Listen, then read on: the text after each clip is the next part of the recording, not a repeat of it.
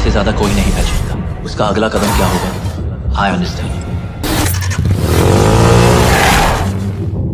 Then remember what I taught you, Khalid. Beauty के जाल में फंसा बीस्ट। रशिया और यूक्रेन वॉर के बीच बहुत कुछ ऐसा था जिसको लोग नहीं जानते। उन्हीं में से ये कहानी है आलिया रोजा की। आलिया जब पैदा हुई तो वो एक सीधे नेचर की शांत बच्ची थी। घर का माहौल ऐसा था कि सब देशभक्त में चूर थे, चाहे वो आलिया के पापा हो या आलिया के दादाजी। वर्ल्ड वॉर 2 के वक्त से ही आलिया के दादाजी ने अपनी एक ऐसी इमेज बना ली थी जिसमें वो हीरो थे।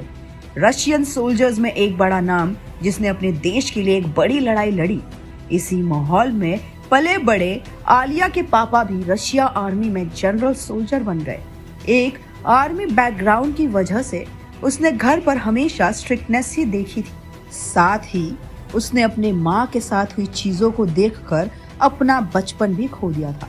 आलिया के पापा को उससे उम्मीदें थी और साथ ही आलिया को खुद भी वॉर और देश के लिए काम करने में इंटरेस्ट था।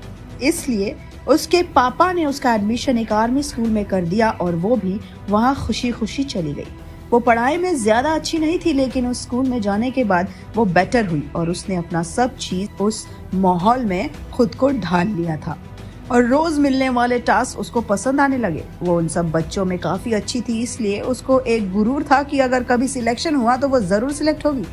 साथ ही उसको ये भी पता था कि वो कभी अपनी प्रैक्टिस से चोरी नहीं करेगी, क्योंकि अगर उसने ये सोचकर प्रैक्टिस करना छोड़ दिया कि वो सबसे अच्छी है तो उसको सबसे नीचे आने में ज्यादा वक्त नहीं लगेगा। स्कूल से तारीफें आ रही थी और आलिया के पापा जनरल बहुत खुश थे। जैसे जैसे आलिया बड़ी हुई उसके कोर्स में चेंज आने लगे और 16 साल की होने के बाद उसके कोर्स में फैशन मॉडलिंग भी जोड़ दिया गया। उसे समझ नहीं आया कि आखिर ऐसा क्यों हुआ, पर उसे पता था कि हाँ, उससे कुछ फायदा ही होगा।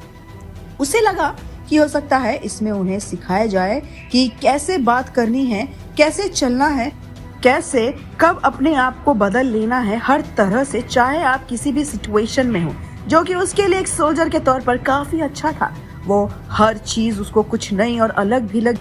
अब वो प्रिंस चार्ल्स और बहुत से बड़े बड़े सेलिब्रिटीज के साथ नजर आती है, लेकिन वो औरतों की हालात जो रशियन आर्मी में है उससे वो कभी नहीं भुला सकती। वॉर 2 की कहानी भी कुछ ऐसी ही हो सकती है।